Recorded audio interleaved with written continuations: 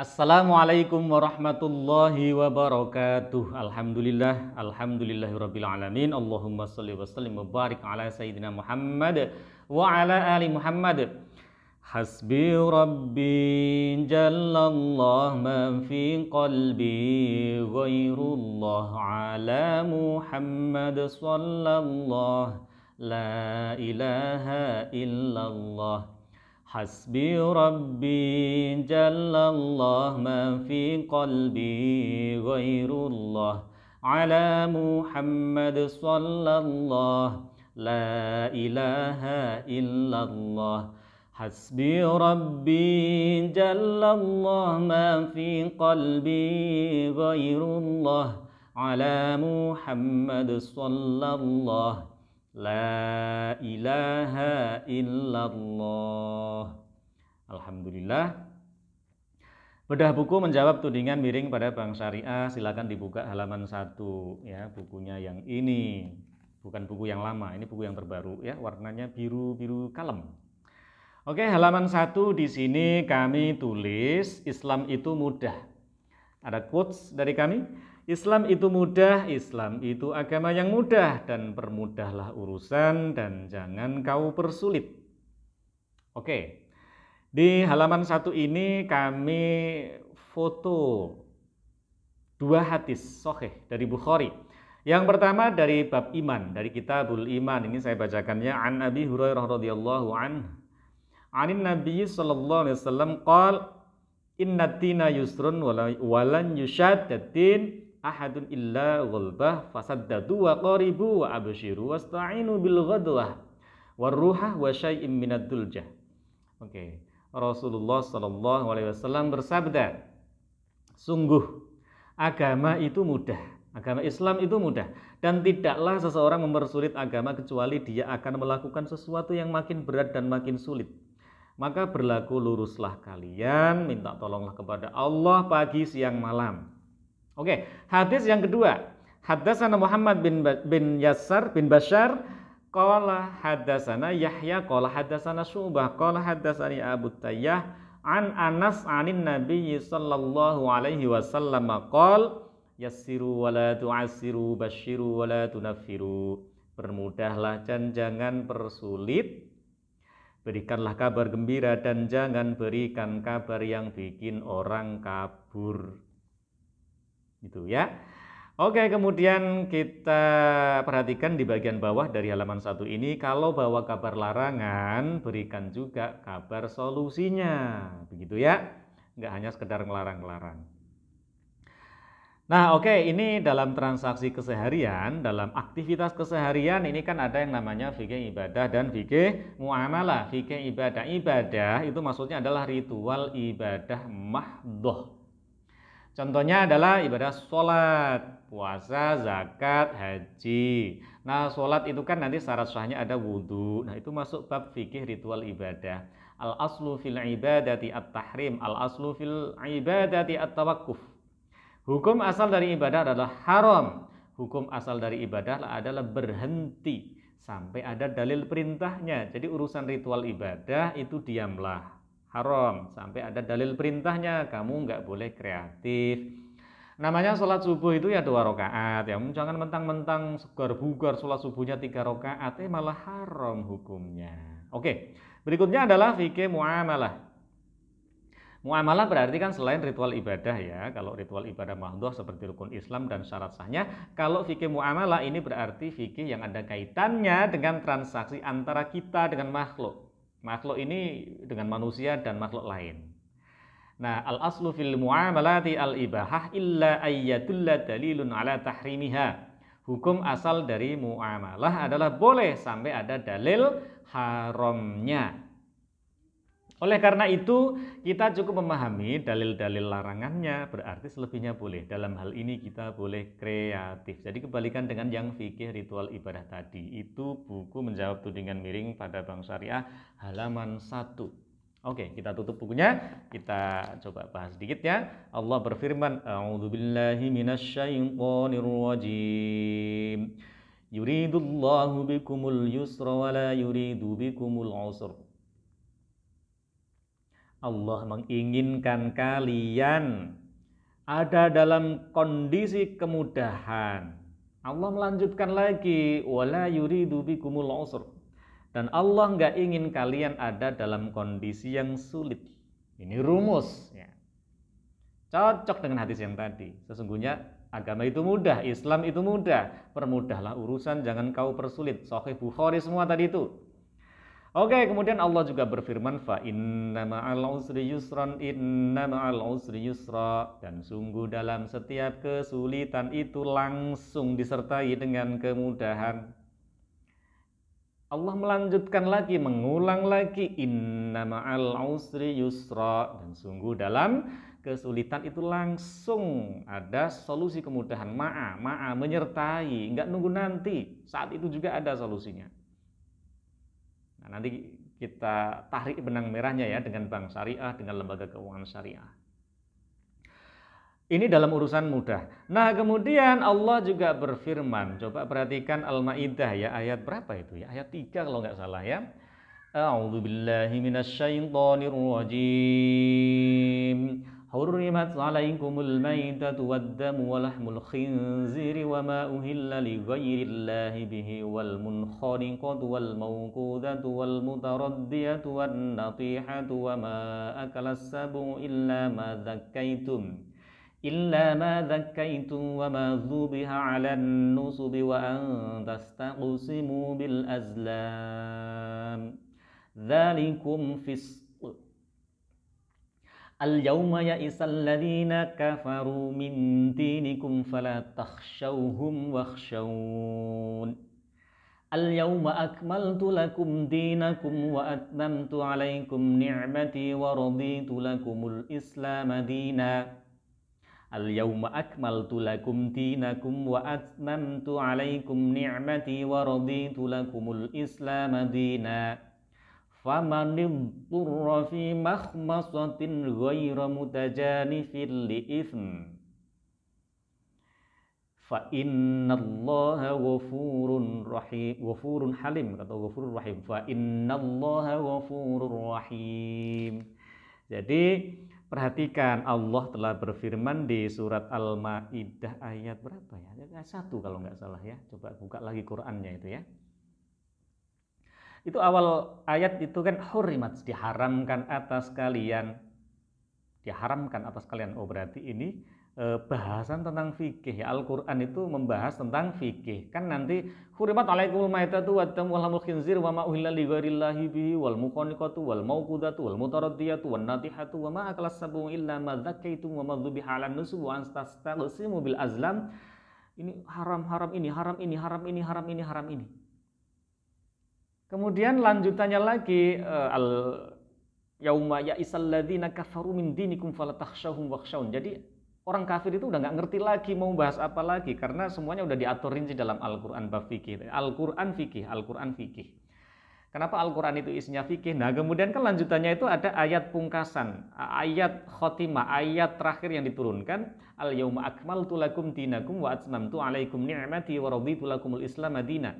Jadi hari ini sudah kami sempurnakan agamamu untuk kamu itu. Al-yauma akmaltu lakum dinakum wa atmamtu 'alaikum ni'mati, dan sudah kami sempurnakan juga nikmatku. Wa raditu lakumul Islam madina, dan kami ridhoi Islam itu sebagai agama kamu. Jadi pungkasannya Al-Qur'an ini, penutup dari Al-Qur'an itu pada ayat-ayat tentang ayat-ayat fikih, ayat-ayat syariah yang turun menjadi fikih. Perhatikan itu ya, syariah. Nah, kemudian lanjut lagi, faman idturra fi makhmasatin ghairu mutajanifil li'itsm fa innallaha ghafurur rahim. Jadi ketika kalian itu dalam kondisi sulit, udah diatur panjang lebar, termasuk diharamin, itu penyempurnaan agama Islam itu ada di ayat itu. Kemudian lanjut lagi, ketika kalian dalam kondisi terpaksa atau melakukan sesuatu yang sulit, kemudian lakukan saja, ya, itu enggak berdosa. Sesungguhnya Allah Ghafurur Rahim, Allah itu Maha Pengampun, lagi Maha Penyayang. Ini ayat juga menunjukkan bahwa Allah itu memberikan kemudahan-kemudahan. Ya haram ini, kalau nggak bisa, kalau kesulitan ya sudah lakukan, nggak dosa. Allah Maha Pengampun. Loh, ini ayat gitu ya. Kemudian ada ayat lain lagi. Innama harrama alaikumul maitata waddama walahmal khinziri wa ma uhilla bihi li ghairillah. Faman idturra ghaira baghin wala 'adin fala itsma 'alaih. Innallaha ghafurur rahim. Mirip lagi itu ayatnya. Al-Baqarah ayat sekian, di Al-Baqarah ada itu.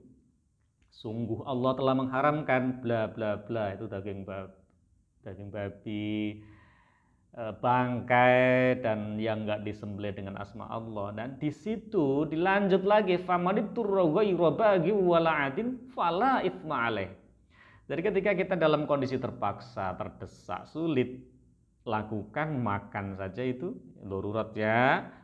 Fala itsma alaih, enggak berdosa. Nah, kemudian lanjut, innallaha ghafurur rahim. Allah itu maha pengampun lagi maha penyayang gitu ya. Ini ayat lagi menunjukkan bahwa Allah itu menginginkan kalian itu hidupnya mudah. Allah nggak menginginkan hidup kalian dalam kondisi sulit. Itu. Nah, kemudian sebagian dari ayat-ayat yang saya sebutkan ini tadi oleh ulama klasik sampai ulama zaman now itu dijadikan rujukan dalam ilmu usul fikih. Nanti ada qawaid usuliyah, lanjut lagi ke qawaid fikhiyah. Lanjut nanti dawabit fikhiyah. Nah, qawaid fikhiyah coba al-masyaqqah tajlibut taisir. 1 dari 5 kaidah pokok ya, yang khamsah itu salah satunya adalah al-masyaqqah tajlibut taisir. Kesulitan itu bisa menyebabkan hadirnya kemudahan. Dalilnya tadi, sebagian yang semua yang saya sebutkan tadi itu dalil-dalil yang menunjukkan ketemu kaidah fikih al-masyaqqah tajlibut taisir. Nanti lanjut lagi, ad-darurat tubihul mahdurat. Kedaruratan itu bisa menyebabkan bolehnya untuk melakukan sesuatu yang terlarang. Kemudian darurat itu apa? Darurat, kata guru usul fikih saya ya, ma idza lam yatanawalhu halaka au qaruba. Kemudian saya buka kitab apa saya punya itu ya? Maqasid Syariah menurut Imam Ahmad. Maqasid Syariah itu kan Imam Syatibi. Nah, kemudian ini saya pas yang punya itu versi Imam Ahmad. Darurat itu sama ternyata seperti apa yang disampaikan oleh guru saya. Definisinya adalah ketika sesuatu itu tuh nggak kita peroleh, nggak kita lakukan, atau mungkin nggak kita makan, maka akan menyebabkan kita rusak, musnah, mati, cacat. Itu darurat. Nah, nanti turun lagi ada yang namanya hajat. Al-hajatu ma'idha lam yatanawalhu lam yuhlik walakin ala dayyikin aw usrin, kata guru usul fikih saya. Saya cocokin lagi dengan di kitab, ternyata cocok tuh. Sesuatu yang ketika sesuatu itu nggak ada, nggak kita lakukan atau nggak kita makan misalnya, tidak akan menyebabkan kematian, kerusakan, kemusnahan, cacat, enggak, tetapi akan menyebabkan doyik, sempit, ausr atau sulit. Atau kalau di Imam Ahmad itu terpaksa. Oke. Nah, ada kaidah fikih lagi, ad-darurat. Kan tadi ad-daruratu tubihul mahdurat, darurat itu menyebabkan bolehnya kita melakukan sesuatu yang tidak yang terlarang gitu ya. Nah, nanti ada kaidah fikih al-hajatu qad tanzilu manzilatad darurah kanat 'ammatan aw khassatan. Kedaruratan itu terkadang itu menempati posisi saya ralat. Tadi bukan kedaruratan tapi hajat. Kaidahnya udah bener ya. Artinya hajat itu terkadang menempati posisi darurat dari segi umumnya maupun dari segi khususnya.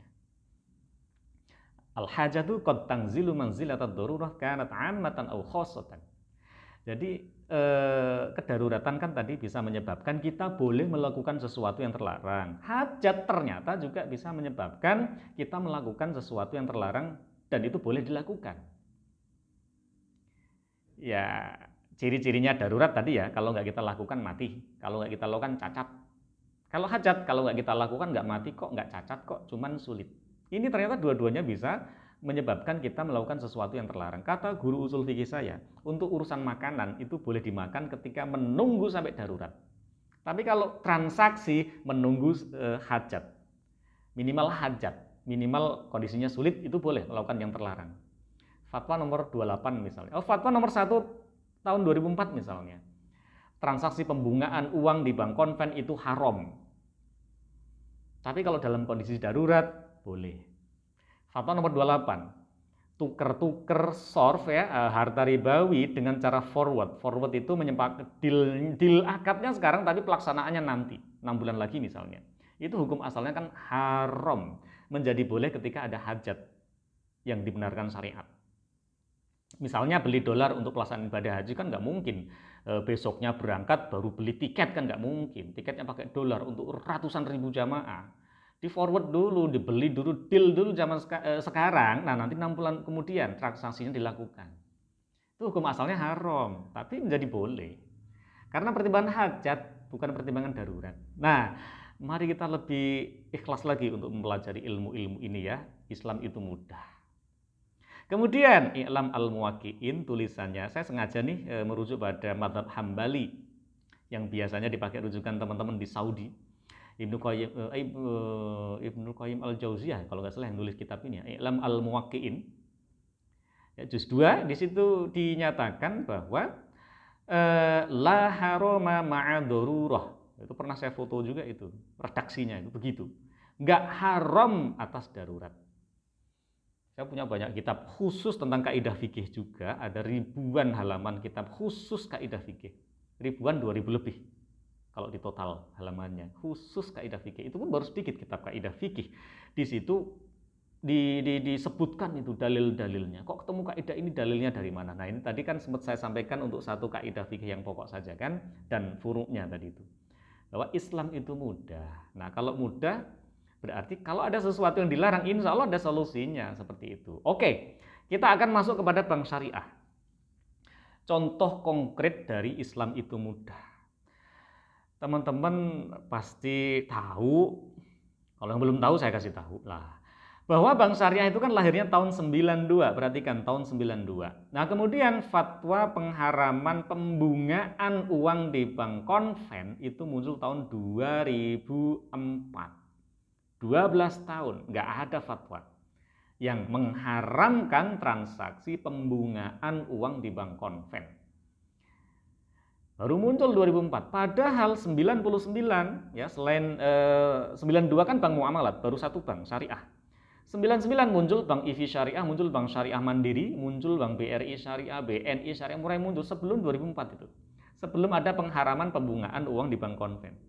Perhatikan ternyata MUI dan DSN MUI itu, wah ini cocok banget dengan dalil-dalil yang sudah saya sebutkan tadi. Fa inna ma'al usri yusra. Jadi ketika ada sesuatu yang haram, dibikin dulu solusinya. Pasti langsung ada solusinya, dibikin dulu. Dan ini etika dakwahnya ada juga tuh. Nggak langsung tahu kalau itu haram, langsung haram. Lah solusinya mana? Nggak ada. Nah nggak begitu. MUI, DSN MUI. Dibikin dulu solusinya, fatwanya nanti 12 tahun kemudian fatwanya baru muncul setelah bank syariah itu ada.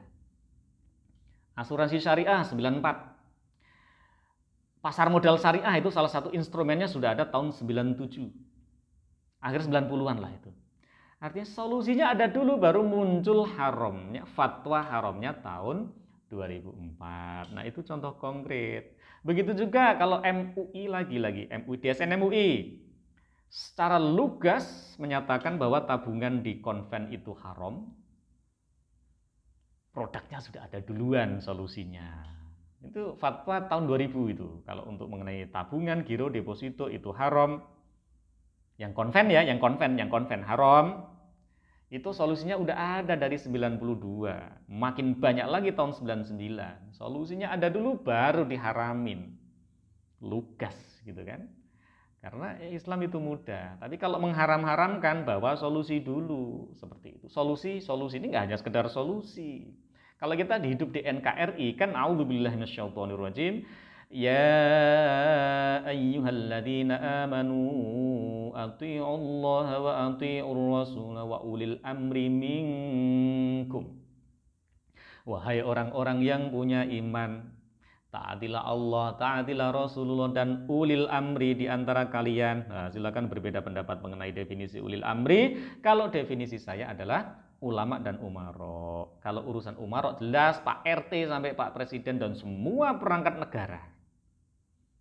Umaro ya, umaro dewan, nggak hanya yang dewean-dewean. Kalau negara dewean ya ada juga orang Indonesia yang memproklamirkan diri menjadi presiden, ada. Amir itu kan gelar presiden itu. Amir Emirat itu. Indonesia NKRI kok Emirat. Itu ada itu. Kalau teman-teman jeli, ada itu orang Indonesia yang memproklamirkan diri jadi presiden. Dan pengikutnya mungkin nggak sadar. Atau mungkin sadar ya, whatever saya nggak tahu. Tapi itu menurut saya sebenarnya masuk kategori makar.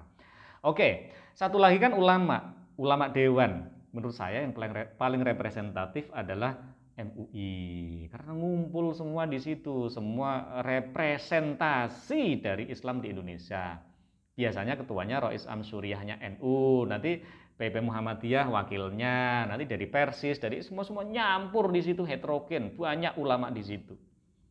Kemudian bikin fatwa. Nah, kalau katakanlah tetap nggak mau ikut MUI ya nggak apa-apa juga, tetapi kalau teman-teman mau pakai instrumen yang berbasis syariah, mau pakai bank syariah, asuransi syariah, mau tidak mau, suka tidak suka, ikhlas tidak ikhlas, dipaksa oleh undang-undang untuk merujuk pada fatwa MUI. Dipaksa undang-undang untuk merujuk pada fatwa DSN MUI. Ya ini keren, hukmul hakim ilzamun wa yarfa'ul khilaf. Hukumnya hakim itu mengikat dan menghilangkan perbedaan pendapat yang tidak perlu. Udah ada solusi mudahnya. Solusi mudahnya adalah dibikinin fatwanya oleh DSN MUI yang sudah dipositivisasi oleh Undang-Undang NKRI. Dipositivisasi itu maksudnya dikuatkan oleh undang-undang bahwa fatwa MUI, fatwa DSN MUI ya dua-duanya itu kalau di pengadilan bisa menjadi berkekuatan hukum tanpa menghadirkan saksi. Sudah bisa menjadikan rujukan. Nah, cuman rujukan itu kan nanti diterjemahkan oleh POJK kalau lembaga keuangan syariah. Cocok itu nanti antara fatwa dan OJK. Itu nanti cocok. Urusan syariah loh ya. Nah, oleh karena itu kalau pakai lembaga keuangan syariah, solusi mudahnya sudah ada. Kemudian rujukannya fatwa MUI dan fatwa DSN MUI. Nah, kalau teman-teman tetap aja nggak mau merujuk pada fatwa MUI atau fatwa DSN MUI, ya sudah pakai yang konven saja. Nggak ngelarang-larang juga. Kalau emang maunya yang riba ya nggak apa-apa. Itu hak Anda, kan begitu. Oke ya. Jadi kesimpulan dari halaman 1 ini adalah inna dina yusrun, ya, agama Islam itu mudah. Banyak sekali tadi dalil-dalil yang menyatakan, banyak sekali ya ada banyak lah ya dalil-dalil yang menyatakan bahwa Islam itu mudah kok. Kalau mengharam-haramin itu ada solusi. Kalau dalam kondisi terpaksa, kondisi darurat, kondisi hajat ternyata boleh atau bahkan harus dilakukan. Bisa jadi harus dilakukan loh ya, karena terpaksa kepepet kalau nggak makan daging babi maka udah kelaparan berhari-hari. Nggak makan adanya daging babi ya sudah makan, malah harus karena mempertahankan nyawa, hifdzun nafs. Maka syariah kan 5 untuk mempertahankan hifdzuddin ya, menjaga agama, hifdzun nafs menjaga jiwa atau nyawa, hifdzul aql menjaga akal, hifdzul mal menjaga harta, hifdzun nasl menjaga keturunan. Ya, Islam itu mudah, jangan persulit, solusinya ada. Kalau mengharam-haramkan sesuatu, cari dulu solusinya dan insya Allah pasti otomatis saat itu juga ada kok solusinya, asal mau bikin atau tidak. Jangan asal mengharam-haramkan tanpa solusi ya. Agama Islam itu mudah, permudahlah urusan, jangan kau persulit.